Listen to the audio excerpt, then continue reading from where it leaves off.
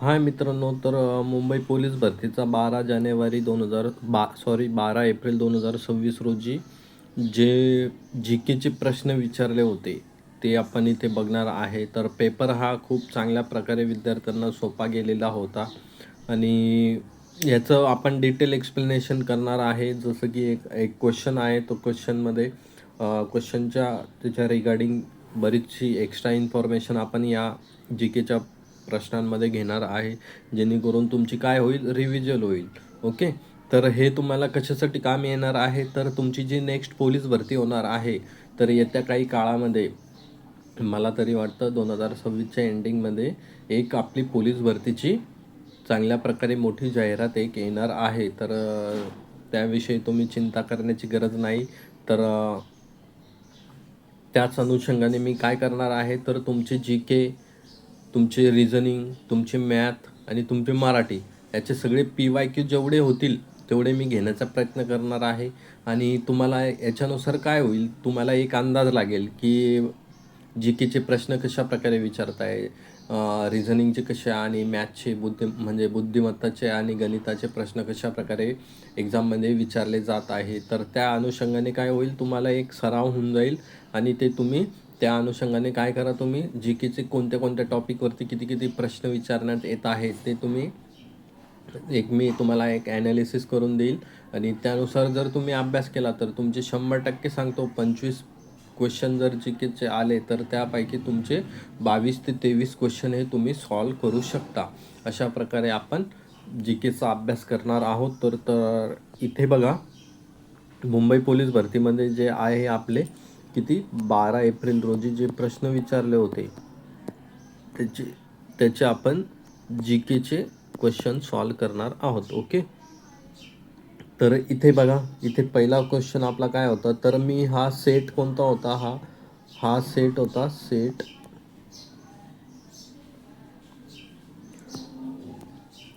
हा सेट ए होता. ओके.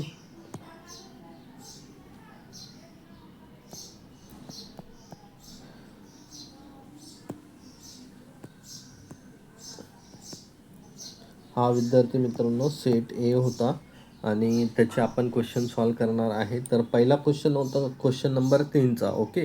आता तुम्हाला इथे क्वेश्चन नंबर 3, 4, 15, 16 असे दिसतील रँडमली.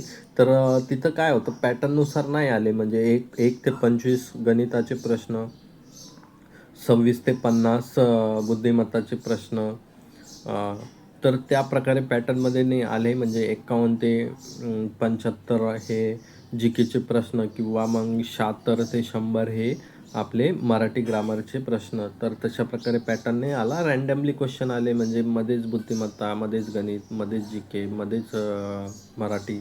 तर अशा प्रकारे काही पण रँडमली क्वेश्चन आले. तर आपण फक्त इथे जी केचे बघणार आहोत. ओके. जी केमध्ये तुमचं काय विचारलं गेलं होतं आणि कशा प्रकारे विचारलं गेलं होतं, तर त्याच्याविषयी आपण इथे बोलणार आहे. ओके. त्याचं एक्सप्लेनेशन डिटेलमध्ये करणार आहे विद्यार्थी मित्रांनो. ओके. तर हा सेट ए होता. सेट एमध्ये जर पहिला क्वेश्चन जर बघितला, तर भारताचे पहिले अणुऊर्जा केंद्र कोणते होते. ओके. तर हा खूप सोपा प्रश्न होता. तर याचं उत्तर काय होतं आपलं, तर याचं उत्तर क्रमांक ए होतं, तारापूर. ओके. आता कुडनकुलम हे पण एक ऊर्जा केंद्र आहे. रावत भाटा पण आहे. कल्पकंपन हे आहे. ओके. पण तिथं जर पहिलं जर विचारलं तर आपलं काय होईल, तारापूर होईल. जर तारापूरविषयी इथं बघून घ्या तुम्ही, काय तारापूर अणुऊर्जा केंद्र हे भारतातील पहिले व्यावसायिक अणुऊर्जा केंद्र होते. ओके. भारतातील हे पहिलं आहे. स्थापना कधी झाली होती, तर ही स्थान कुठे आहे, तर हे पालघर जिल्ह्यामध्ये आहे आपलं. तत्कालीन ठाणे जिल्हा म्हणजे तेव्हा जे तारापूर जेव्हा स्थापन झालं होतं 1969मध्ये, तेव्हा ते तिथं ठाणे जिल्हा होता. ओके. नंतर आपला पालघर जिल्हा वेगळा झाला. ओके. तर ते आता सध्या कुठे आहे, पालघर जिल्ह्यामध्ये आणि बोईसर या ठिकाणी आहे. स्थापना कधी झाली होती, 1969मध्ये. हे पण तुम्ही लक्षात ठेवायला पाहिजे. आगामी जर एक्झाममध्ये जर विचारलं भारतातील पहिले अणुऊर्जा केंद्र जे की तारापूर आहे, ते कोणत्या साली स्थापन झालं, तर ते पण तुम्ही लक्षात ठेवा. किती, 1969मध्ये झाले होते.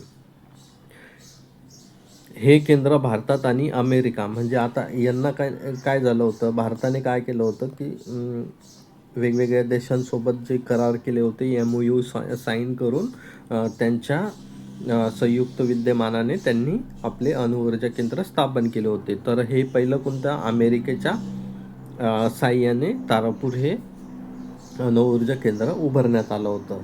आता जर इथे जर बघितलं तर कुडनकुलम, तर हे तमिळनाडूमध्ये असून रशियाच्या साह्याने आपण काय केलं होतं, ते रशियाच्या सहकार्याने आपण उभारलं होतं. नंतर आहे रावत भाटा, की जे राजस्थानमध्ये असून कॅनडाच्या साह्याने त्यांनी आपण मदतीने ते काय केलं होतं, उभारलं होतं. आणि कल्पक्कम हे तमिळनाडूमध्ये आहे. आता इथे तुम्हाला लक्षात ठेवायचं आहे, महाराष्ट्रामध्ये कोणतं आहे, तर एकच आहे, तारापूर. ओके. तमिळनाडूमध्ये किती आहे, तर 2 आहे. कोणते, कुडनकुलम आणि कल्पक्कम. ओके. आणि राजस्थानमध्ये एक आहे, रावत भाटा. ओके. तर हे तुम्ही लक्षात ठेवा. महाराष्ट्रातलं अमेरिकेच्या साह्याने केलं होतं. कुडनकुलम जे तमिळनाडूमध्ये आहे ते एक रशियाच्या साह्याने केलं होतं. आणि कल्पक्कम जे असून हे भारतातील पहिले संपूर्ण स्वदेशी. ओके. एक लक्षात ठेवा, तमिळनाडूमध्ये एक रशियाच्या साह्याने आणि एक संपूर्ण स्वदेशी. तुम्हाला याच्यावर पण प्रश्न येऊ शकतो, भारतातील जे संपूर्ण स्वदेशी अणुऊर्जा केंद्र आहे तर ते कुठे आहे, तर हे तुम्हाला विचारू शकतो. तर ते कुठे आहे, तमिळनाडूमध्ये कल्पक्कम या ठिकाणी. ओके. तर क्वेश्चन नंबर दुसरा बघू. उष्णता ही नेहमी कोणत्या दिशेने प्रवाहित होते? आता लक्षात ठेवा, आपले प्रश्न काय आहे, कमी तापमानाकडून जास्त तापमानाकडे, म्हणजे उष्णता कोणत्या दिशेने जाते. ओके. जास्त तापमानाकडून कमी तापमानाकडे, दुसरं ऑप्शन दोन्ही दिशांनी समान, यापैकी काहीही नाही. तर लक्षात ठेवा, उष्णता ही कधीही काय असते, जास्त तापमानाकडून ही कमी तापमानाकडे जात असते. ओके. तर याचं एक्सप्लेनेशन जर बघितलं तर उष्णतेचा प्रवाह कधी काय होतो, उष्णता ही ऊर्जेचे एक रूप आहे. म्हणजे काय आहे, उष्णता काय आहे, एक एनर्जीचं एक रूप आहे. जेव्हा दोन वस्तू किंवा एकाच वस्तूच्या दोन भागांमध्ये तापमानाचा फरक असतो तेव्हा उष्णतेचे वहन सुरू होते. सपोज आता तुम्ही 2 ऑब्जेक्ट ठेवा, ऑब्जेक्ट ए आणि ऑब्जेक्ट बी. ओके. याचं टेम्परेचर जर 20 असेल आणि याचं टेम्परेचर जर 30 असेल, तर ते काय होईल, तर यांना जर तुम्ही टच केलं. ओके. आता दोन्ही आहे. ओके. तर टेम्परेचर याचं हे आहे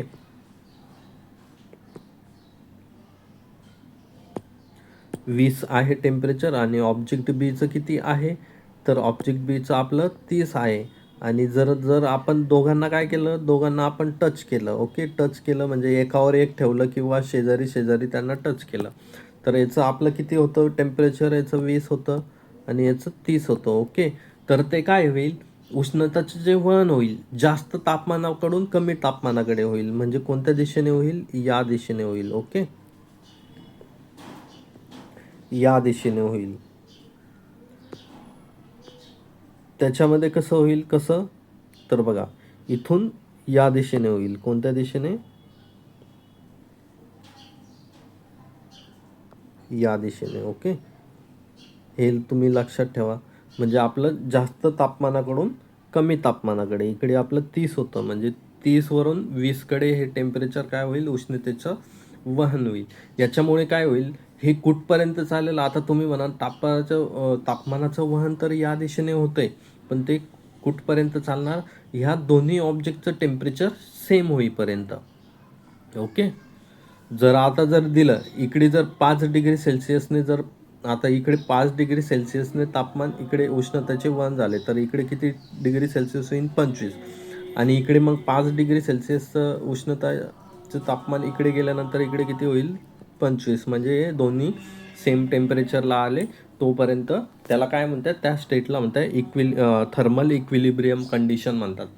की त्यामध्ये काय होतं, दोन्ही याचं टेम्परेचर काय होतं, समान होतं. ओके. तर आता यावरून आपल्याला काय कळलं, निसर्गाचे उष्णताचे नेहमी वहन कसे होते, जास्त तापमान असलेल्या ठिकाणाकडून कमी तापमान असलेल्या ठिकाणाकडे. हे लक्षात ठेवा तुम्ही. ओके. आणि हे केव्हापर्यंत चालतं, तर दोन्ही बॉडी थर्मल इक्विलिब्रियममध्ये येत नाही तोपर्यंत, म्हणजे ते समान टेम्परेचरला येत नाही तोपर्यंत हे चालतं. उदाहरण, जर तुम्ही गरम चहाचा कप टेबलवर ठेवला तर कपातील उष्णता सभोवतालच्या वातावरणाकडे जे कमी तापमानाचे आहे वाहू लागते आणि काही वेळाने चहा थंड होतो. ओके.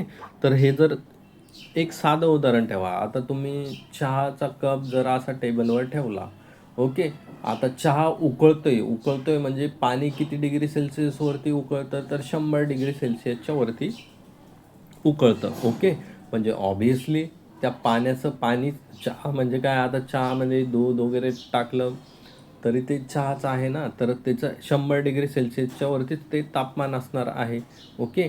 तर 100 डिग्री सेल्सिअसपर्यंत तापमान असणार आहे. आणि आपलं जर एन्व्हायरमेंटचं तापमान जर बघितलं, आपल्या सभोवतालचं जर तापमान बघितलं, तर ते किती असतं विद्यार्थी मित्रांनो, तर ते असतं 30 ते 35 डिग्री सेल्सिअस. ओके. एक आपण हे करतोय, एक कन्सिडर करतोय की 30 डिग्री सेल्सिअस बाहेरचं तापमान आहे. आणि आपण चहा जर टेबलवर ठेवला तर त्याचं 100 डिग्री सेल्सिअस तापमान आहे.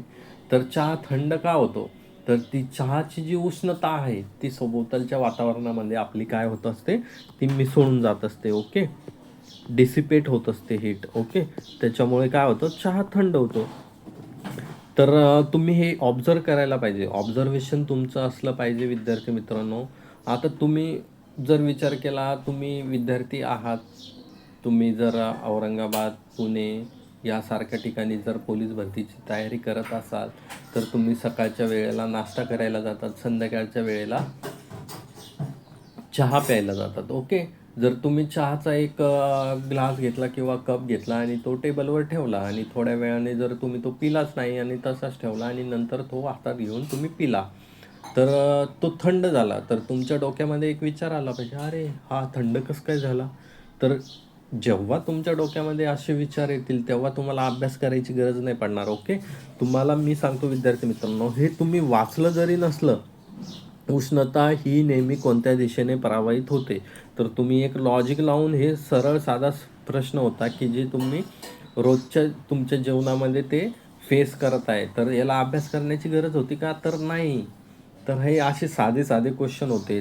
तुम्हाला मी याच्यानंतरचे काही क्वेश्चन तसेच आहे ते पण सांगतो. ओके.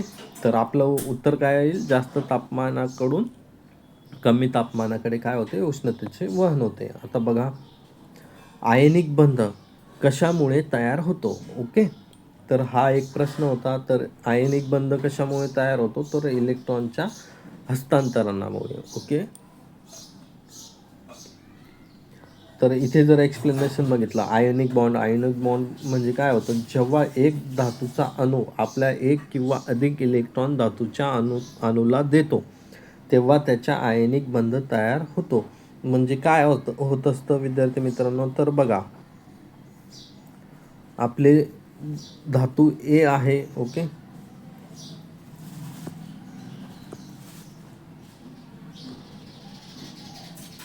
हा धातू ए आहे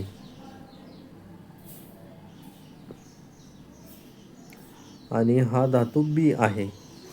तर यामध्ये काय होत असतं विद्यार्थी मित्रांनो, आता प्रत्येक याच्यामध्ये मेटलमध्ये म्हणा किंवा धातूमध्ये म्हणा इलेक्ट्रॉन असतात. तर त्याच्या बाहेरच्या कक्षामध्ये जर सपोज 1, 2, 3, 4, 5, 6, 7, 8, 9 अशा प्रकारे इलेक्ट्रॉन्स आहे आणि याच्यामध्ये एकच आहे. ओके. तर हा काय करतो, त्याचा जो एक इलेक्ट्रॉन असतो निगेटिव्हली चार्ज, तो काय करतो, याला हस्तांतरित करतो. तर इथे किती, एकची किती झाले, 2. ओके. तर तर त्या बॉन्डला काय म्हणतात, त्या बॉन्डला म्हणतात आयोनिक बॉन्ड. तर याच्यामध्ये काय होतं, इलेक्ट्रॉन ट्रान्सफर होतोय. म्हणजे ह्या मेटलमधून काय झालं किंवा धातू जो असेल तो, त्याच्यामध्ये काय झालं, ह्या पदार्थामधून काय झाला, एक इलेक्ट्रॉन्स ह्या आपल्या बी पदार्थामध्ये गेला. तर त्या प्रोसिजरला काय म्हणतात, इलेक्ट्रॉन हस्तांतरण किंवा इलेक्ट्रॉन ट्रान्सफर. जेव्हा इलेक्ट्रॉन ट्रान्सफर होतो तेव्हा त्या बॉन्डला काय म्हणतात, आयोनिक बॉन्ड. ओके. आणि एक सहसंयुज बॉन्ड असतो. सहसंयुजमध्ये काय होतं, जर हे दोन आहेत म्हणजे हे दोन काय करतात, इलेक्ट्रॉनचं शेअरिंग करतात. ओके.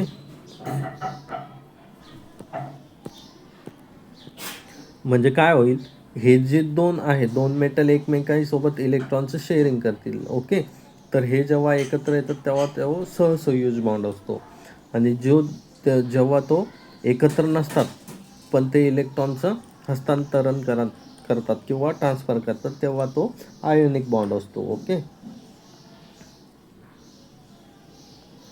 जेव्हा म्हणजे जो धातू इलेक्ट्रॉन्स गमावतो तेव्हा काय होतं, तो धन प्रभारित होऊन जातो. त्याला काय म्हणतात, कॅटायन म्हणतात. आणि इलेक्ट्रॉन जो स्वीकारतो म्हणजे अधातू काय करतो, इलेक्ट्रॉन स्वीकारतो, तो ऋण प्रभारित होऊन जातो, त्याला अनायन म्हणतात. हे लक्षात ठेवा. धातू कधीही काय करतो, इलेक्ट्रॉन देतो तेव्हा त्याच्यावरती धन प्रभार तयार होतो, तो कॅटायन म्हणतात. आणि जे धातू जो स्वीकारतो त्याला ॲनॉयन म्हणतात किंवा ऋण प्रभारित अधातू म्हणतात. ओके. आता उदाहरण जर बघितलं, NaCl सोडियम क्लोराईड. ओके.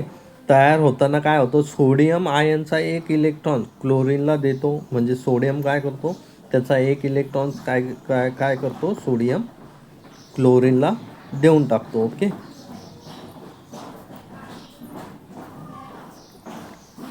आणि इथे जर बाकी पर्यायांचा जर विचार केला, इलेक्ट्रॉन शेअरिंगमुळे सहसंयुज, आता मी कोव्हॅलंट बॉन्डविषयी तुम्हाला बोललो, सहसंयुज बंध किंवा कोव्हॅलंट बॉन्ड हे दोन प्रकारचे असतात, आयनिक बंध आणि सहसंयुज बंध किंवा आयोनिक बॉन्ड किंवा कोव्हॅलंट बॉन्ड. जेव्हा इलेक्ट्रॉनचं शेअरिंग होतं म्हणजे दोन मेटल काय करतात, एकच इलेक्ट्रॉन शेअर करतात तेव्हा कोव्हॅलंट बॉन्ड होतो. आणि प्रोटॉन आणि न्यूट्रॉनच्या हस्तांतराने काय होतं, रासायनिक बंध तयार होत नाही. हे तुम्ही लक्षात ठेवा. तर आपलं ऑप्शन जर बघितलं तर इथे तुम्हाला हे ऑप्शन कधीही काय होतं, बॉन्ड जे तयार होतात ते इलेक्ट्रॉनच्या हस्तांतरणामुळे किंवा ट्रान्सफरमुळे किंवा शेअरिंगमुळे तयार होतं. तर तुमचं ऑप्शन ए किंवा बी दोन्हीपैकी एक येणार होतं. जर हे वाचलेलं असतं तर तुम्हाला आयोनिक बॉन्डविषयी जर माहीत असतं तर तुम्ही ऑप्शन बी हे टिक करू शकला असता. ओके. तर पुढचा प्रश्न आता आपण घेऊ. पुढचा प्रश्न आहे 13वा नंबरचा प्रश्न आहे, भारतीय नौदलाच्या अखत्यारीत असलेल्या 2 विमानवाहू जहाज कोणती आहेत. इथे जर बघितलं तर आपलं ऑप्शन बी होऊन जाईल, विक्रमादित्य आणि विक्रांत. ओके. विक्रमादित्य हे भारतातील नौदलातील एक प्रमुख विमानवाहू जहाज आहे. हे रशियाकडून विकत घेतलं होतं. ओके. रशियाकडून भारताने जे विक्रमादित्य आहे ते विकत घेतलं होतं. आणि ते कधी घेतलं होतं तर 2013मध्ये. आणि INS विक्रांतबद्दल तुम्हाला 100% माहीत पाहिजे विद्यार्थी मित्रांनो. का तर भारतातील हे पहिले स्वदेशी बनावटीचं होतं. हे तर आपण रशियाकडून विकत घेतलेलं होतं, पण विक्रांत जे आहे स्वदेशी बनावटीचं होतं. आणि ते 2 सप्टेंबर 2023 रोजी काय होतं, भारतीय नौदलात ते सामील करण्यात आलं होतं. सध्या भारतीय नौदलात ताफ्यात 2च कार्यरत आहे ॲक्टिव्ह विमानवाहू जहाज आहे. ते कोणते, विक्रमादित्य आणि विक्रांत. ओके. आता ऑप्शन ए जर बघितलं तर इथं विक्रम आहे, पण आपलं हे ऑप्शन, आपल्या जहाजाचं नाव काय आहे, विक्रमादित्य आहे, म्हणून हे ऑप्शन इथेच कटलं होतं. ओके. आणि इथे जर बघितलं तर INS विशाल, विक्रांत तर आहेच आपल्याकडे, ते ॲक्टिव्ह आहे. ते INS विशाल काय आहे, जे हे काय आहे, हे भारतातील नियोजित आहे पुढील विमानवाहू जहाज आहे जे अद्याप सेवेत नाही. आपल्याला इथं काय विचारलं होतं, 2 विमानवाहू जहाजे कोणती नौदलाच्या अखत्यारीत. ओके. जे विशाल आहे ते अजून आपल्या भारतीय नौदलात सामील झालेलं नाही, म्हणून ते ऑप्शन कटलं आपलं इथलं.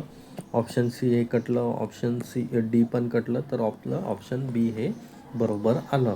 ऑप्शन इलिमिनेशन पद्धत पण तुम्हाला माहीत असली पाहिजे विद्यार्थी मित्रांनो, त्याने तुमचे बरेच क्वेश्चन सुटतात. आता बघा, भारतातील सर्वात उंच शिखर कोणते. आता हा एकदम सोपा प्रश्न होता. तर इथे जर बघितलं तर आपलं उत्तर काय येणार होतं, तर कांचनजंगा. ओके. तर हे भारतातील सर्वात उंच शिखर आहे. कांचनजंगा हे शिखराची उंची समुद्र सपाटीपासून किती आहे? 8,586 मीटर एवढी आहे. ओके. हे शिखर भारतातील कोणत्या राज्यात आहे? तर सिक्कीम राज्यात आहे आणि नेपाळ सीमा आणि सिक्कीम राज्यात आहे. जगातील जागतिक दर्जाचे म्हणजे माउंट एव्हरेस्ट जे आहे, आता हे एव्हरेस्ट हे जगातील सगळ्यात मोठं शिखर आहे. आणि नंतर जर बघितलं तर K2 हे तिसरे हे उंच शिखर आहे. ओके, हे लक्षात ठेवा तुम्ही. माउंट एव्हरेस्ट हे जे काय होतं जगातील सर्वात मोठं शिखर आहे, पण ते नेपाळ देशामध्ये आहे. नंदादेवी हे पूर्णपणे भारतातील असलेले सर्वात उंच शिखर आहे. नंदादेवी हे काय आहे? पूर्ण भारतात असलेला एक शिखर आहे. तर हे तुम्ही लक्षात ठेवू शकता. ओके. पश्चिम हा घाट हा कोणत्या प्रकारचा आहे? तर पश्चिम हा घाट काय आहे? ब्लॉक पर्वत या प्रकारचा आहे. जर आपण पश्चिम घाटाची जर रचना घेतली, पश्चिम घाट म्हणजे काय? तर हा भारत आहे. ओके. जर हा भारत आहे तर हा जो भाग आहे तो काय आहे? आपला पश्चिम घाट आहे. म्हणजे सह्याद्री पर्वत ज्या रांगा तुम्हाला दिसतील, ज्या की अशा पॅरलल आहे अरबी समुद्राला, तर त्याला म्हणतात पश्चिम घाट. ओके. पश्चिम घाट हे खऱ्या अर्थाने काय आहे? पर्वत नसून तो दख्खन पठाराचा तुटलेला कडा आहे. तर तुम्ही जर बघितलं तर इकडे काय आहे? आपलं दख्खनचे पठार आहे. हे सगळं दख्खनचं पठार आहे. ओके. नद्या ज्या आहे काय? गोदावरी, कृष्णासारख्या नद्या ह्या बंगालच्या उपसागरात मिळतात आणि काही नद्या ह्या अरबी समुद्राला जाऊन मिळतात. तर तो काय आहे? हा उंचावरील भाग आहे आणि तो काय आहे? तो तुटलेल्या कड्यासारखा आहे. म्हणजे आपले जे पश्चिम घाट आहे तो जसं काही तुटलेला आहे अशा प्रकारे आपल्याला दिसतो. तुम्ही जर कोकण कडा जर बघितला तर कोकण कड्यावरून तुम्हाला लक्षात येईल की बाबा इकडं काय आहे? एकदम एकदम आता तुम्ही बघू शकता कसं तुम्हाला तो तुटल्यासारखं दिसेल. जर तुम्हाला जर गुगलवरती मी दाखवलं, ओके, तुम्हाला दाखवूनच देतो कोकण कडा.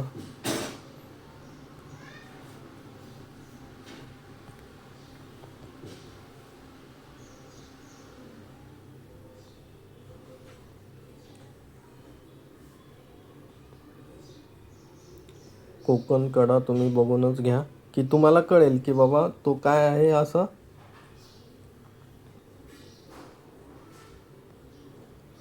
एकदम तुम्हाला तुटल्यासारखा दिसेल. हे बघा, इथे जर बघितलं तुम्ही तर हा काय आहे? आपला हा इकडे तुम्हाला जो दिसतो आहे हा इकडे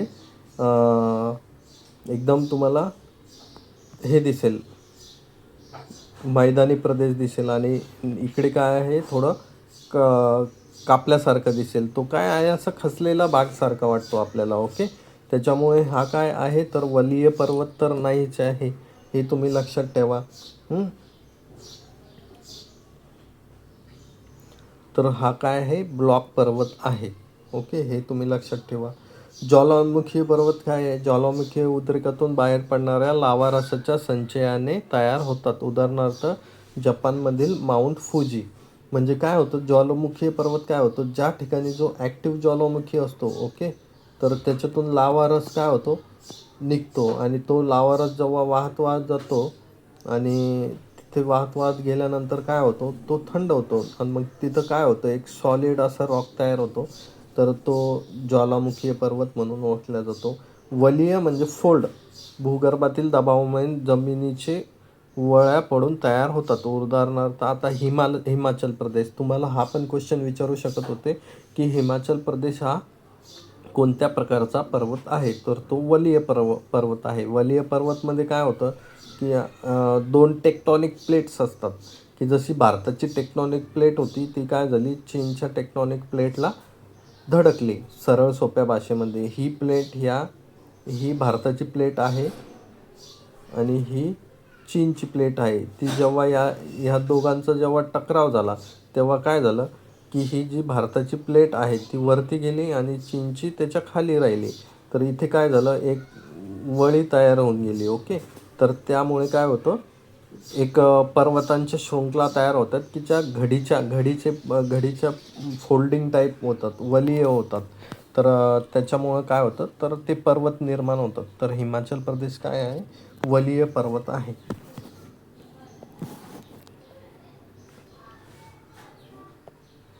आता पुढचा जर प्रश्न बघितला आपण, पुढचा प्रश्न काय आहे, भारतातील मध्यवर्ती बँक कोणती आहे? तर हे तुम्हाला माहीत पाहिजे. तुम्ही रोज चलनामध्ये आपले RBIच्या नोट्स यूज करतात, चलनामध्ये आपले पैसे यूज करतात, तर त्याच्यावरती काय लिहिलेलं असतं, RBI लिहिलेलं असतं. तर ते हेच आपलं उदाहरण होतं. आता याला तुम्हाला अभ्यास करायची गरज होती का?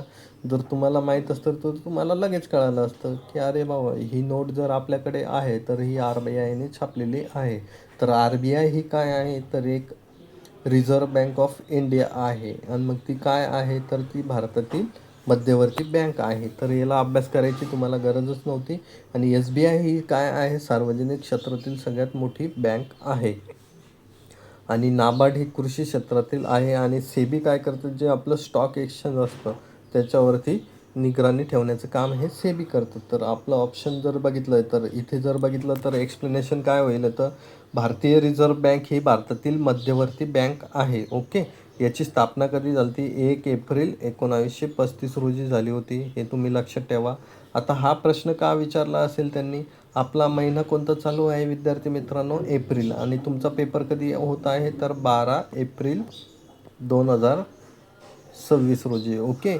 आणि 1 एप्रिलला RBIचा काय झाला, एक स्थापना दिवसचा हे झाला. 1 एप्रिलला RBIची स्थापना झाली होती. तर त्या अनुषंगाने त्यांनी इथं क्वेश्चन विचारला आहे. तर हे तुम्ही लक्षात ठेवा. म्हणजे कसं होतं, करंट अफेअरच्या अनुषंगाने पण ते क्वेश्चन GK मध्ये टाकू शकता. ओके. तर 1 एप्रिल 1935 रोजी झाली होती. आणि 1 जानेवारी रोजी काय झालं होतं, 1 जानेवारी 1949 रोजी राष्ट्रीयकरण करण्यात त्याचं आलं होतं. ओके.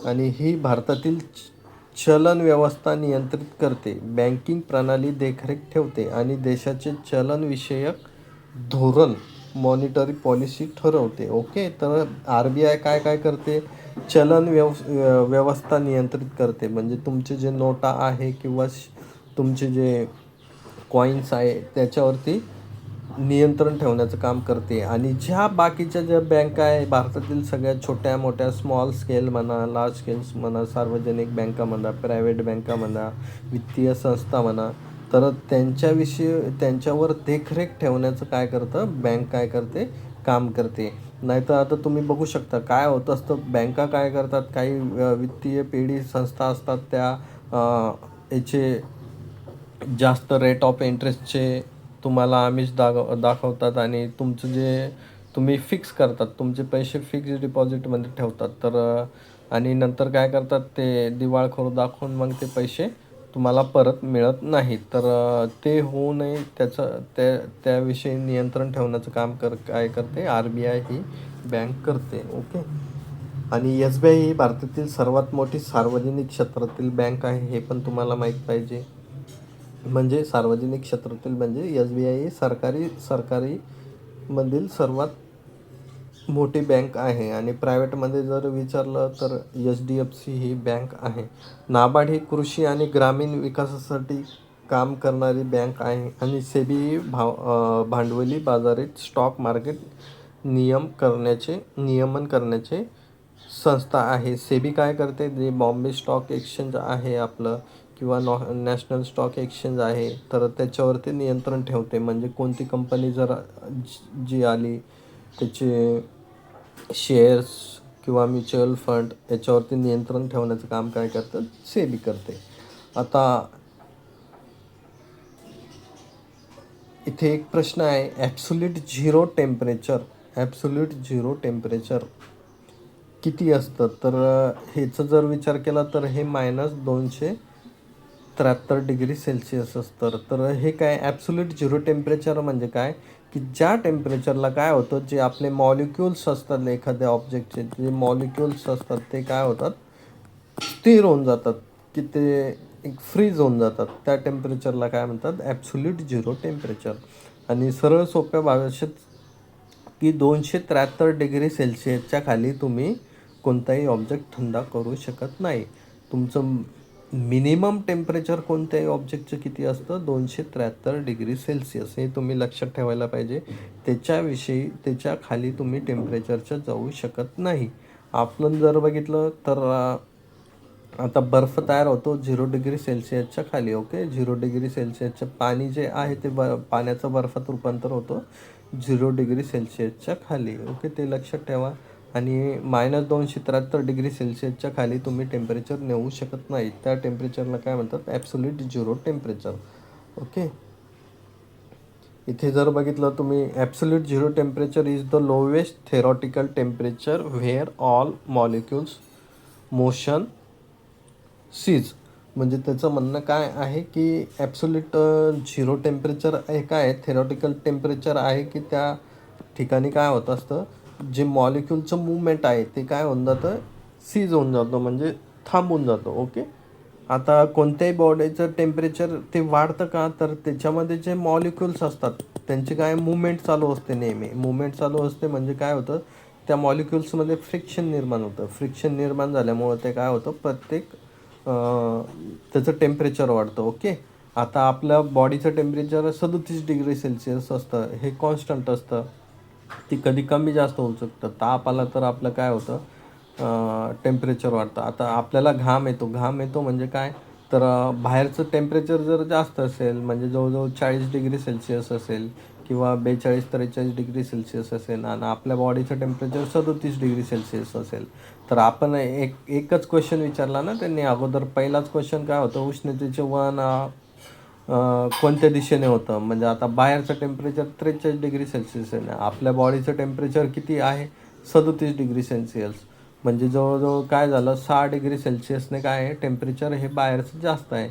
म्हणजे बाहेरची हीट आपल्या शरीरात येईल. ओके, तर त्याच्यामुळे आपल्या बॉडीचं टेम्परेचर वाढेल. ओके, तर हे पण तुम्ही हा लॉजिकने लावण्याजोगा प्रश्न होता की म्हणजे तुम्ही हे विचार करू शकत होतात. ओके, तर याच्यामुळे काय होईल की आपलं टेम्परेचर आपल्या बॉडीला काय करायचे, मेंटेन करायचं आहे. तर मग काय होतं, आपल्याला स्वेटिंग होते. स्वेटिंग म्हणजे काय येतो, घाम येतो.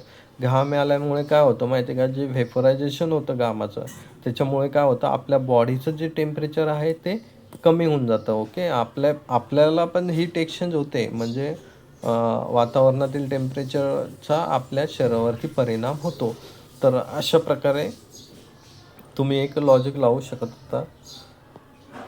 आता पुढचा क्वेश्चन बघू. पुढचा क्वेश्चन काय, भगतसिंग यांनी ब्रिटिशांविरुद्ध आवाज उठवण्यासाठी केंद्रीय विधानसभेत सेंट्रल लेजिस्लेटिव्ह असेंब्लीमध्ये बॉम्ब टाकण्याची घटना कोणत्या वर्षी केली. तर ती कोणत्या वर्षी होती, 1929 या वर्षी होती. ओके, तुम्ही हे लक्षात ठेवा.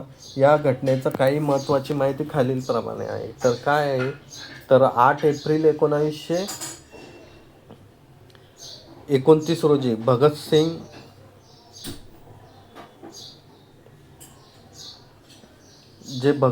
आहे त्यांनी काय केलं होतं,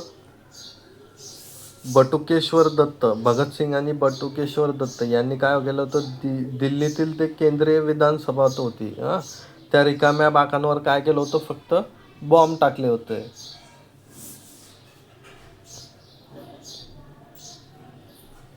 मग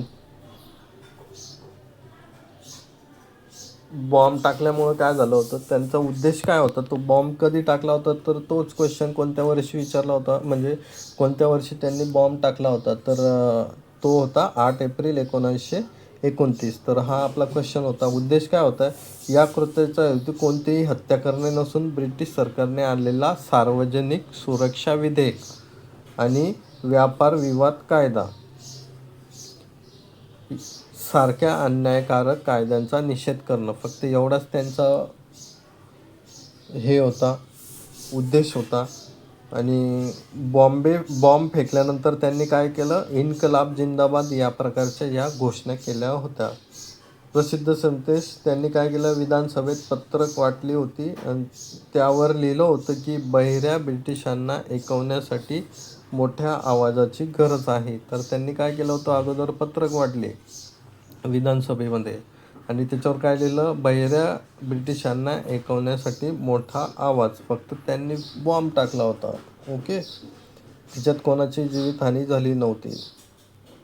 आणि त्याच नंतर त्यांना काय केलं होतं, भगतसिंग यांना 23 मार्च रोजी काय केलं होतं, 23 मार्च 1931 रोजी त्यांना फाशी देण्यात आली होती लाहोरच्या तुरुंगामध्ये. ओके, तर हे तुम्ही लक्षात ठेवा. आणि त्यांच्यासोबत कोण होते, तर सुखदेव आणि राजगुरू हे त्यांचे 2 सहकारी होते. आणि त्यांच्या बलिदानाची आठवण म्हणून काय केलं जातं, 23 मार्च हा दिवस काय शहीद दिवस म्हणून साजरा केला जातो. हे पण तुम्हाला विचारू शकता विद्यार्थी मित्रांनो. 23 मार्च 1931 रोजी त्याच्यामुळं काय केलं, त्यांना फाशी दिली.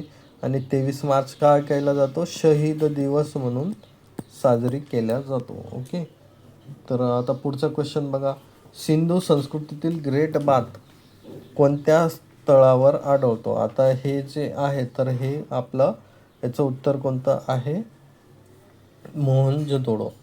तर या ठिकाणी हा ग्रेट बाथ आढळतो. हे ठिकाण सध्या पाकिस्तानमध्ये आहे. हे जे ग्रेट बाथ आहे ते काय आहे, एक स्नानगृह म्हणता येईल त्याला आपल्या मराठी भाषेमध्ये. स्नानगृह होतं एक, स्नान करण्याची ती जागा होती, पाणी साठवण्याची तिथं जागा होती. ओके, याचा उपयोग कधी प्रामुख्याने धार्मिक किंवा विशेष विधींच्या वेळी स्नानासाठी केला जात असावा असा अंदाज आहे. आता मोहनजोदडोमध्ये काय आहे, मृतकांचे शहर म्हणून पण ओळखल्या जातं, कारण तिथं बरेचसे जे हे आहे आपले कंकाल आहे ते मिळाले आहे, म्हणून मृतकांचं शहर म्हणून मोहनजोदडो ओळखलं जातं. आणि तोच एक अंदाज इथं लावलेला आहे, धार्मिक किंवा विशेष विधीच्या वेळी स्नानासाठी केला जात असत. म्हणजे तिथं कोणाला जाळलं किंवा पुरलं त्याच्यानंतर तिथे स्नानासाठी उपयोग केला जाऊ शकतो असा एक अंदाज आहे. हडप्पा हे काय आहे, पहिले शोधले गेलेले शहर आहे. हडप्पा हे मोहनजोदडो आणि हडप्पा जी संस्कृती होती त्याच्यातलं हडप्पा हे सगळ्यात पहिलं आपण शोधलेलं शहर होतं. आणि लोथल हे बंदर होतं. लोथल काय आहे, एक बंदर आहे. आणि कालीबंगा हे राजस्थानमध्ये आहे. शेतीसाठी तिथे प्रसिद्ध आहे ते, म्हणजे कालीबंगामध्ये तुम्हाला काहीतरी बीजाचे औषध तिथे मिळाले आहे. आता पुढचा क्वेश्चन आपण बघू. पुढचा क्वेश्चन काय आहे, खालीलपैकी कोणते बंदर नदीमुखी रिव्हरियन पोर्ट म्हणून ओळखले जातं? तर याचं उत्तर आहे कोलकाता, विशाखापट्टणम, कोची आणि मुर्मुगाओ. तर इथे जर बघितलं आपण नदीमुख बंदर, आता कोलकाता बंदर हे भारतातील एकमेव आहे मोठे नदीमुख बंदर आहे. समुद्राच्या किनाऱ्यावर नसून हुगळी नदीच्या काठावर समुद्रापासून सुमारे 203 किलोमीटर आत वसलेले आहे. तर हे कोलकाता काय आहे, तुम्ही इथंच लक्षात ठेवायला पाहिजे होतं. रिव्हेरियन पोर्ट म्हणजे नदीमुख बंदर. आता कोची काय आहे, समुद्राच्या काठावर आहे. विशाखापट्टणम काय आहे, समुद्राच्या काठावर आहे. तर कोलकाता हे आपल्या हुगळी नदीच्या काठावर आहे. नदीच्या काठावर म्हणलं तर तुमचं लगेच कोलकाता हे ऑप्शन यायला पाहिजे होतं. हे भारतातील सर्वात जुन्या कार्यरत बंदरापैकी एक असून ब्रिटिश ईस्ट इंडिया कंपनीने याची स्थापना केली होती. हे तुम्ही लक्षात ठेवा. विशाखापट्टणम हे आंध्र प्रदेशातील एक नैसर्गिक आणि भूवैष्टिक लँड बंदर आहे. आता आंध्र प्रदेशमध्ये आहे. कोचीन हे केरळमध्ये आहे की जिथे वास्को दी गामा आपला आला होता. मुर्मू हे गोवा राज्यातील जुवारी नदीच्या मुखाशी असलेले महत्त्वाचे बंदर आहे. ओके, आता पुढचा क्वेश्चन बघा. खालीलपैकी 2025 मध्ये शांततेसाठी नोबेल पारितोषिक कोणाला प्रदान करण्यात आले? तर एक बघा, एक जी केमध्ये कशा प्रकारे प्रश्न विचारला जातात, तुम्हाला स्पोर्ट्स विषयी विचारला जाईल. ओके, तुम्हाला जे नोबेल प्राईज म्हणा किंवा भारतरत्न म्हणा की पद्मविभूषण किंवा पद्मभूषण तर जे महत्त्वाचे पुरस्कार आहे तर हे तुम्हाला त्या वर्षीचे लक्षात ठेवायचे आहे. आता 2026चे पण आहेत, आता 2025चे त्यांनी विचारला.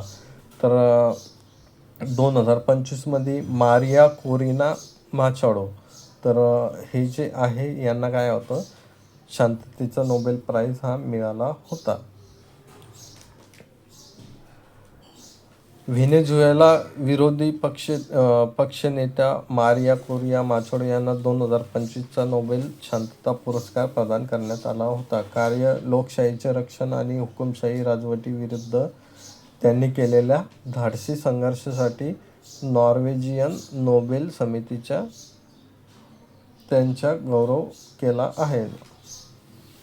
म्हणजे जी नोबेल समिती आहे की जी नॉर्वे देशामध्ये आहे त्यांनी काय केलं होतं, त्यांचा गौरव केला होता. आता लास्लो, बाकीचे ऑप्शन जर बघितलं आपण, लास्लो क्रास्ना होरकाई, तर हे जे नावं आहेत तर यांना काय होतं 2025चा साहित्याचा लिटरेचरमध्ये नोबेल पुरस्कार मिळाला होता.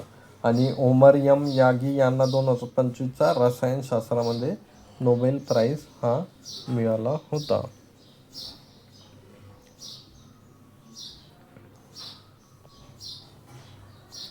पुढचा प्रश्न बघा, संयुक्त राष्ट्रसंघ युनायटेड नेशनचे जे मुख्यालय आहे ते कुठे आहे, तर याचं मुख्यालय आपलं कुठे आहे, तर हे न्यूयॉर्क या शहरामध्ये आहे.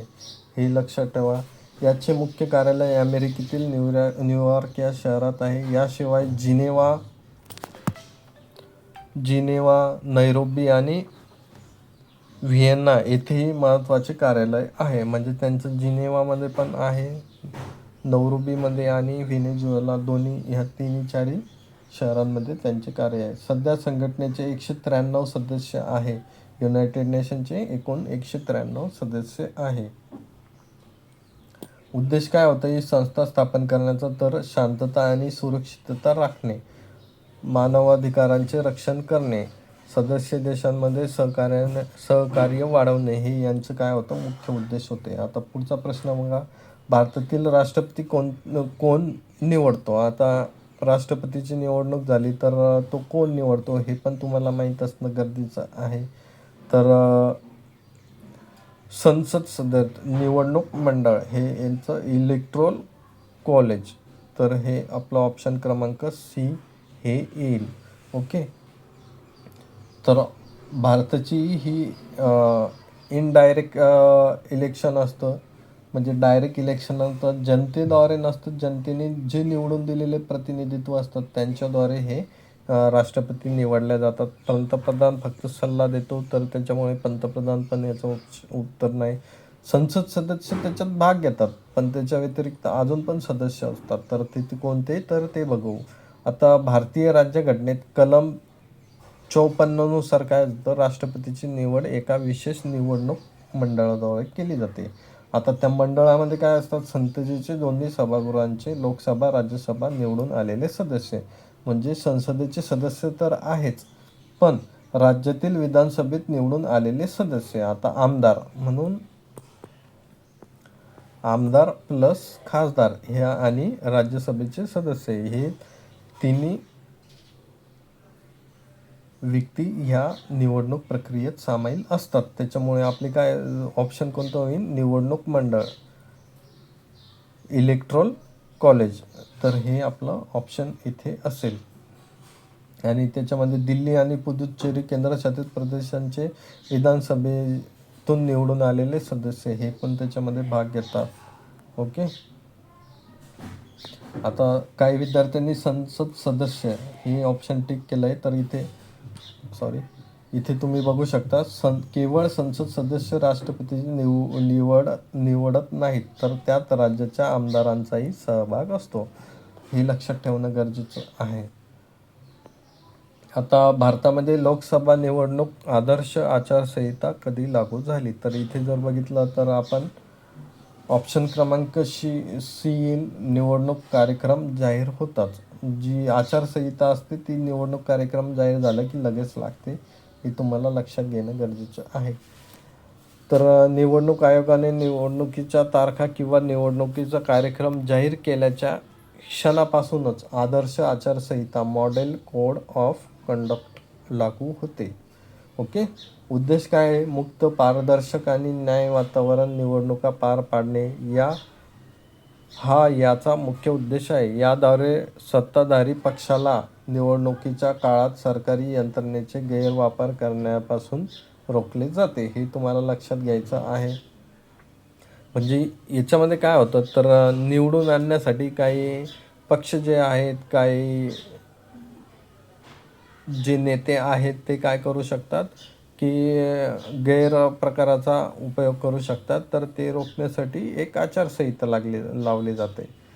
तर त्याच्यामध्ये काय होतं, तुम्हाला मुक्त पैसे म्हणजे जर तुम्ही एखाद्या ठिकाणाहून दुसऱ्या ठिकाणी कॅश नेत असेल किंवा सोनं नेत असेल किंवा काही मौल्यवान वस्तू नेत असेल, तर त्याचा तुमच्याकडे पुरावा असला पाहिजे की ते तुम्ही कशासाठी घेऊन जात आहे.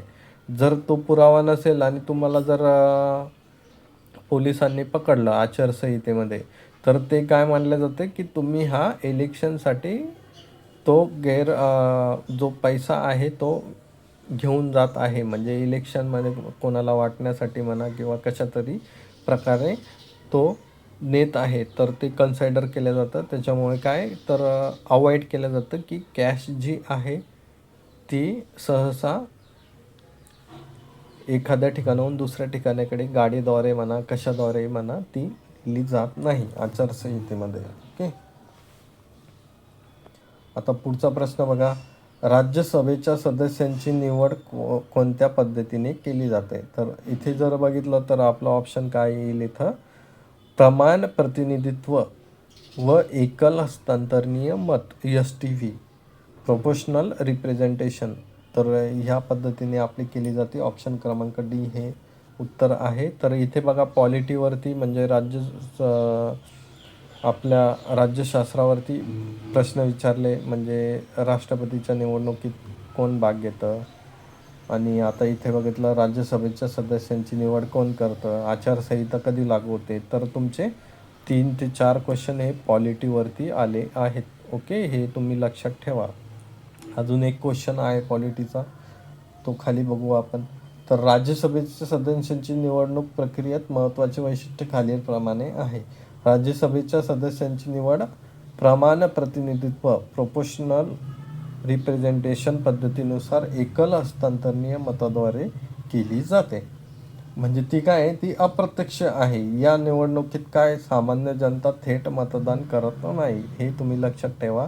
त्याऐवजी काय होतं, राज्याच्या विधानसभेचे निवडून आलेले सदस्य म्हणजेच आमदार मतदान करून प्रतिनिधित्व निवडतात. म्हणजे आपण काय केलं तर आमदाराला निवडून दिलं, ही जनता आहे. ओके. जनताने मग आमदाराला निवडून दिलं. मग आमदार काय करतो, राज्यसभेतील जे सदस्य असतात त्यांना निवडून देतो. ओके. म्हणजे इथं काय समजलं जातं, तो जो आमदार आहे म्हणजे आपल्याला जे मत द्यायचं आहे की हा कॅन्डिडेट आपलं प्रतिनिधित्व कोण करेल, तर तो आमदार त्या ठिकाणी करेल. ओके. पुढचा क्वेश्चन बघा. भारताचा सागरमाला प्रकल्प भारताच्या सागरमाला प्रकल्पचा मुख्य उद्देश काय आहे? सागरमाला प्रोजेक्ट जे आहे त्याचा मुख्य उद्देश काय आहे? तर इथे जर बघितलं तुम्ही सागरमाला, सागर म्हणजे काय, समुद्र. तर समुद्राशीच काहीतरी निगडीत असेल हे तुम्ही एक अंदाज, एक लॉजिक लावू शकला असता. तुम्ही अभ्यास जरी केलेला नसतात, जरी तुम्हाला माहीत जरी नसतं आणि तुम्ही एक निगेटिव्ह मार्किंग तर नाही, एक तुक्का जर मारला असता काय, तर सागर म्हणजे समुद्राशी काय निगडीत असतं, तर समुद्र ठिकाणी काय असतं, बंदर असतात. तर ठीक आहे, बंदरचं ऑप्शन कोणतं आहे आपलं बीचं जर तुम्ही टिक केलं असतं तरी तुमचा 1 मार्क्स फिक्स झाला असता. ओके. तर ते कशासाठी, बंदर आधारित पायाभूत सुविधा व लॉजिस्टिक सुधारणा करण्यासाठी आपला सागरमाला प्रोजेक्ट आहे. भारतात सागरमाला प्रोजेक्टचा मुख्य उद्देश काय आहे, तर तो बंदर आणि आधारभूत पायाभूत सुविधा व लॉजिस्टिक सुधारणा करणे हे त्याचं उद्देश आहे. लॉजिस्टिक जलमार्गाचा वापर करून मालवाहतूक खर्च आणि वेळ कमी करणे, ज्यामुळे व्यापार सुधारणा होईल. कनेक्टिव्हिटी, बंदरांना रेल्वे, रस्ते आणि अंतर्गत जलमार्ग जोडून कनेक्टिव्हिटी. आता जे आपलं JNPT सारखं बंदर झालं, JNPT, मुंबई, कोलकात्यावर त्या बंदरावरती पण प्रश्न विचारला बघा. हे तुमचे जिओग्राफीचे प्रश्न झाले विद्यार्थी मित्रांनो, भूगोलचे प्रश्न झाले. म्हणजे भूगोलचे पण तुमचे 3 ते 4 क्वेश्चन इथे आलेले आहे. जवळजवळ 3 ते 4 नाही, 3 ते 4पेक्षा जास्तच भूगोलवरती प्रश्न आलेले आहे. तर इथे बंदरावरतीच आपले हे आता 2 प्रश्न विचारले गेले. आता हे जिओग्राफी प्लस करंट अफेअर अशा प्रकारे हा क्वेश्चन तुम्हाला विचारला गेलेला आहे. ओके. आता पुढचा प्रश्न आपण बघू. पुढचा प्रश्न काय आहे, तर विवेक सिंधू हा ग्रंथ खालीलपैकी कोणी लिहिला? तर विवेक सिंधू हा ग्रंथ कोणी लिहिला? तर मुकुंदराज यांनी. तर मराठीतील आद्य ग्रंथ विवेक सिंधू हा मराठी भाषेतील उपलब्ध असलेला सर्वात जुना किंवा पहिला कृती मानली जाते. म्हणजे सर्वात जुना जो आहे तो ग्रंथ इथे आपला विवेक सिंधू आहे. 12व्या शतकात, म्हणजे हा जवळजवळ 12व्या शतकातील हा ग्रंथ आहे. विषय हा ग्रंथ आध्यात्मिक विषयावर असून यात अद्वैत वेदांतर तत्वज्ञान सोप्या मराठी भाषेत मांडले गेलेले आहे. म्हणजे जे वेदांचं जे तत्वज्ञान आहे ते त्यामध्ये मराठीमध्ये मांडले गेलेलं आहे. आता इथे बघा, आपले मराठीतले काही जे महत्त्वाचे आहे, माईम भट यांनी लीळाचरित्र हा ग्रंथ लिहिला. ज्ञानेश्वरांनी ज्ञानेश्वरी लिहिला. भावार्थ दीपिका पण त्याला म्हणलं जातं. तर हे मराठीतील हे याच्यासाठी टाकले की हे महाराष्ट्रातील एक्झामसाठी हे उपयुक्त असे ग्रंथ आहे की जे आपल्या याच्यामध्ये विचारू शकतायत एक्झाममध्ये. भीष्माचार्य यांनी काय लिहिलं? पंचवर्तिका हा ग्रंथ लिहिलेला आहे. तर इथे बघा, खालीलपैकी अग्निपंख हे आत्मचरित्र, आता ऑटोबायोग्राफी आणि बायोग्राफी हे दोन्ही तुम्हाला लक्षात ठेवायचे आहे. तर विंग्स ऑफ फायर जे आहे APJ अब्दुल कलाम यांची काय आहे? आत्मचरित्र आहे. तर हे तुम्हाला लक्षात ठेवणं गरजेचं आहे.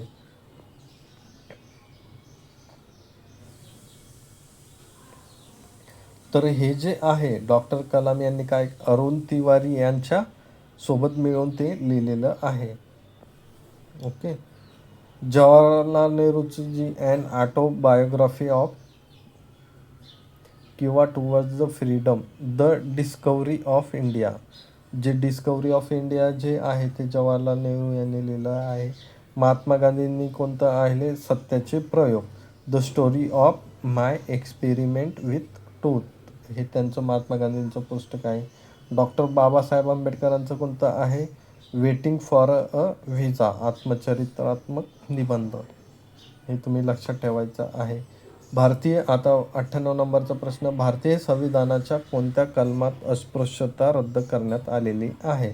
तर हे खूप महत्त्वाचं कलम आहे. तर यामध्ये जर बघितलं तर कलम 17मध्ये काय अस्पृश्यता नष्ट करण्यात आली आहे, म्हणजे ती पाळू नये हे आपल्याला दिलेलं आहे. तर अस्पृश्यता निर्मूलन हे कलम कोणत्या स्वरूपात अस्पृश्यता पाळण्यास मनाई करते आणि ती कायद्याने पूर्णपणे रद्द करते? दंडनीय गुन्हा आहे अस्पृश्यतेमुळे काय उद्भवलेले कोणतेही अपंगत्व किंवा भेदभाव लादणे हा कायद्यानुसार शिक्षापात्र गुन्हा मानला जातो. ओके. आणि हे कलम कशामध्ये आपले जे फंडामेंटल राईट आहे, मूलभूत अधिकार आहे, त्याच्यामध्ये समानतेचा जो अधिकार आहे 14 ते 18 त्याच्यामध्ये हे मोडतं विद्यार्थी मित्रांनो, हे तुम्ही लक्षात ठेवायला पाहिजे. तर अंमलबजावणी कधी झाली होती? तर 1995मध्ये याची झाली होती. ओके.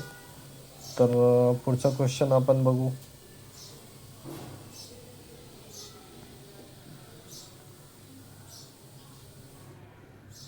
संसदेमध्ये नो कॉन्फिडेन्शियल मोशन अविश्वास प्रस्ताव कोणाविरुद्ध आणला जातो? तर हे बघा, हे पण पॉलिटीचा क्वेश्चन आहे. तर पॉलिटीवरती तुम्हाला 5 क्वेश्चन इथे झालेले आहे. तर हे काय होतं, तर मंत्रिमंडळावर काय केला जातो? नो कॉन्फिडेन्शियल मोशन किंवा अविश्वास प्रस्ताव मांडला जातो. म्हणजे सरकारवरच जर अविश्वास प्रस्ताव आणि राष्ट्रपतीवर काय केला जातो, महाभियोग लावला जातो. सर्वोच्च न्यायालयाच्या न्यायाधीशावरती पण तो लावला जातो. महाभियोग म्हणजे काय, राष्ट्रपतीला काढून टाकण्याची एक पद्धत आहे. आणि जे अविश्वास प्रस्ताव आहे ते काय, मंत्रिमंडळ किंवा मुळात म्हणण्यापेक्षा पंतप्रधान जे असतात, आपले पंतप्रधान, त्यांना काढून देण्यासाठी किंवा त्यांना जागेवरून हे करण्यासाठी अविश्वास प्रस्ताव आणला जातो. अविश्वास प्रस्ताव म्हणजे काय, नो कॉन्फिडेन्शियल मोशन. हा प्रस्ताव केवळ लोकसभेतच मांडला जाऊ शकतो. जर हा प्रस्ताव बहुमताने मंजूर झाला तर संपूर्ण मंत्रिमंडळाला राजीनामा द्यावा लागतो. संपूर्ण मंत्रिमंडळाला राजीनामा दिला तर पंतप्रधान ॲटोमॅटिकली काय होतात, त्यांच्या जागेवरून रिकामे होतात. म्हणजे मंत्रिमंडळांनी पंतप्रधानांना निवडून दिलेलं असतं. जर मंत्रिमंडळच नसेल तर पंतप्रधान कसा असू शकतो. तर त्याच्यामुळे काय होतं, मंत्रिमंडळाने जर हा प्रस्ताव मंजूर झाला आणि त्याच्यामुळे काय होतं, सगळ्या मंत्रिमंडळाला राजीनामा द्यावा लागतो.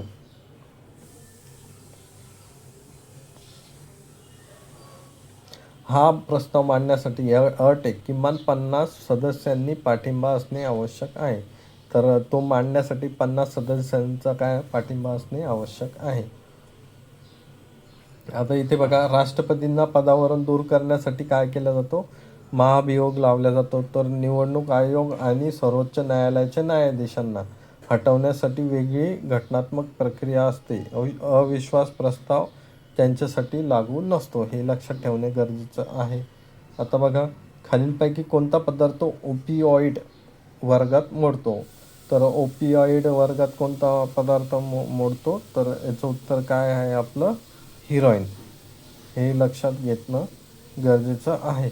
तर ओपिऑइड कोणते पदार्थ असतात, हे असे पदार्थ असतात जे अफीम, जे कोणतं झाड आहे ते अफीम पॉपी रोपापासून मिळवले जातात किंवा कृत्रिमरित्या तयार केले जातात. हिरोईन हे एक शक्तिशाली ओपिऑइड आहे. तर हिरोईन काय आहे, एक ओपिऑइड आहे जे की अफीमच्या झाडापासून मिळतं. आता तुम्ही चित्रपटांमध्ये जर बघतात तर हिरोईन म्हणा किंवा ड्रग्स म्हणा, कोकेन म्हणा, गांजा म्हणा, तर हे तुम्ही ऐकता. पण ते कशा प्रकारे निर्माण होतं, तर ते काय आहे, जर याचं जर कुतूहल जर असतं आणि तुम्ही जर ते सर्च केलं असतं तर तुम्हाला हे वाचण्याची गरजच नसते. तर इथे जर ओपिऑइड जर बघितलं तर ते हिरोईन आहे. कोकेन काय आहे, हा उत्तेजक स्टिम्युलेटन पदार्थ आहे जो कोका वनस्पतीच्या पानांपासून मिळतो. आपल्याला काय विचारलं आहे, तर अफीम पॉपी म्हणजे ओपिऑइड म्हणजे काय, जे अफीमच्या झाडापासून सरळ सरळ मिळतात ते पदार्थ कोणता, तर हे आपलं हिरोईन जे आहे ते अफीमच्या झाडापासून तयार केलं जातं. LSD हे एक काय, भ्रम निर्माण करणारे औषध आहे. हॅल्युसिनोजेन म्हणजे याने काय होतं की ते जर ड्रग्स घेतलं तुम्ही तर एक भ्रम निर्माण होतो. म्हणजे तो त्याच्या स्वर्गात चालला जातो, सरळ सोप्या भाषेमध्ये. त्याचाच विश्वास तो गुम होऊन जातो. तर त्याच्यासाठी हे ड्रग्स वापरलं जातं. आणि गांजाचे हे कॅनाबिस वनस्पतीच्या विविध भागापासून तयार केला जातो आणि कॅनाबिनॉइड्स वर्गात तो मोडतो. गांजाचं झाड आणि अफीमचं झाड दोन्ही वेगवेगळं आहे विद्यार्थी मित्रांनो. ओके. महाराष्ट्र पोलीस दलामध्ये कमिशनरेट सिस्टम मुख्यतः कोणत्या भागात लागू केले जाते, तर हे जे आहे आपलं कमिशनरेट सिस्टम कोणत्या शहरी आणि महानगर क्षेत्रामध्ये, ऑप्शन क्रमांक बी, इथे लागू केल्या जातं. इथे जर बघितलं तर पोलीस आयुक्तालय कमिशनरेट सिस्टम ही प्रामुख्याने अधिक लोकसंख्या असलेल्या आणि गुंतागुंतीच्या शहरी व महानगर क्षेत्रासाठी डिझाईन केलेलं आहे. अधिकार, या प्रणालीमध्ये पोलीस आयुक्तालयांकडे कार्यकारी दंडाधिकारी एक्झिक्युटिव्ह मॅजिस्ट्रेट म्हणून विशेष अधिकार असतात, ज्यामुळे कायदा सुव्यवस्था राखण्यासाठी जलद निर्णय घेणे शक्य होते. हे तुम्ही लक्षात ठेवा. महाराष्ट्रात संदर्भ महाराष्ट्र, मुंबई, पुणे, नागपूर, ठाणे आणि नवी मुंबई यासारख्या मोठ्या शहरांमध्ये ही यंत्रणा कार्यरत आहे. फरक: ग्रामीण भागात जिल्हा पोलीस प्रमुख म्हणून पोलीस अधीक्षक असतो. ग्रामीण भागात काय असतो, सुप्रिटेंडेंट ऑफ पोलीस असतो आणि शहरी भागामध्ये कमिशनर असतो. हे तुम्ही लक्षात ठेवायला पाहिजे. आणि तुम्हाला जे आहे आता तुम्ही पोलीस भरती होत आहे तर तुमचे हायरार्कीनुसार म्हणजे तुमचे कोणते पद, कोणत्या वरिष्ठ, तुमचे वरिष्ठ कोणत्या पदावरती आहे ते तुम्हाला माहिती असणं गरजेचं आहे. ओके. तर आता पुढचा प्रश्न बघू. पुढचा प्रश्न काय आहे, तर एक लास्ट प्रश्न आहे आपला. मायोपिया निकटदृष्टिता आणि हायपर मेट्रोपिया दूरदृष्टिता यांच्या दुरुस्तीसाठी वापरल्या जाणारा लेन्सविषयी खालीलपैकी कोणते विधान योग्य आहे? तर सायन्सवरती पण तुम्हाला इथे मला वाटतं किती 4 क्वेश्चन सायन्सवरती दिसले आहे. ओके. तर इथे जर बघितलं आपण तर आपला ऑप्शन क्रमांक बी मायोपियासाठी काय, कॉन्वेक किंवा अंतर्वक्र भिंग आणि हायपरमेट्रोपियासाठी उत्तल म्हणजे कॉन्वेक्स बहिर्वक्र भिंग अशा प्रकारे तुम्हाला वापरल्या जातं. मायोपिया म्हणजे काय, निकटवर्ती दृष्टी. या दोषामध्ये व्यक्तीला जवळच्या वस्तू स्पष्ट दिसतात पण दूरच्या वस्तू धूसर दिसतात. हा दोष दूर करण्यासाठी अवतल कॉन्व्हेक्स भिंगाचा लेन्स वापरला जातो, ज्यामुळे प्रकाश किरण योग्यरित्या रेटिनावर केंद्रित होतात. आता हायपरमेट्रोपिया म्हणजे दूरदृष्टीचा, की ज्या व्यक्तीला काय होतं, दूरच्या वस्तू स्पष्ट दिसतात पण जवळच्या वस्तू पाहताना त्रास होतो. हा दोष साधारणतः उत्तल म्हणजे कॉन्व्हेक्स जी लेन्स आहे ती वापरून तुम्ही हे करू शकता. तर इथे जर बघितलं आपले सायन्स पॉलिटीचे पण तुम्हाला जवळजवळ 5 क्वेश्चन दिसले, सायन्सवरती 4 क्वेश्चन दिसले. ओके.